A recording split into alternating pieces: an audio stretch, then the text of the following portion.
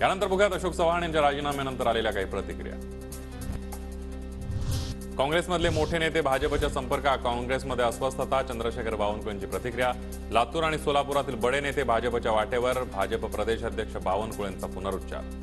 काँग्रेस पार्टीमध्ये अंतर्गत धुसफूस आहे आणि मोठ्या प्रमाणावर काँग्रेस पार्टीमधले मोठे मोठे नेते हे भारतीय जनता पार्टीच्या संपर्कामध्ये आहे।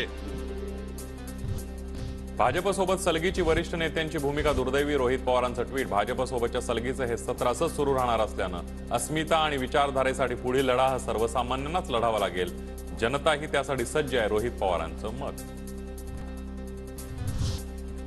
मी पूर्वीच भाकीत केलं होतं, अशोक चव्हाण जास्त दिवस काँग्रेसमध्ये राहणार नाहीत, शिंदेगडाचे आमदार संजय शिरसाटांचं वक्तव्य।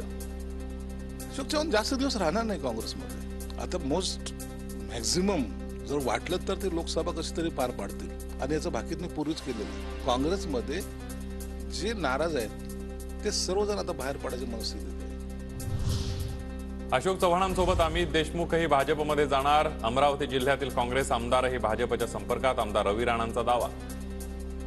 मोठा स्फोट हा येणाऱ्या काळामध्ये काँग्रेसमध्ये राहील। मी याच्या आधी सांगितलं, 6 महिन्याआधी अशोक चव्हाण आहे, त्यानंतर वडेट्टीवार आहे।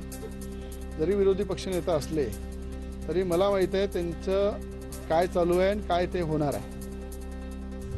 चव्हाण घराणे काँग्रेसचं मोठं घराणं, असा निर्णय घ्यायला नको होता। मी काँग्रेसचा हिरो, मी कुठेही जाणार नाही, माझ्या मागे ईडी लागताच येणार नाही, रवींद्र धंगेकरांची प्रतिक्रिया।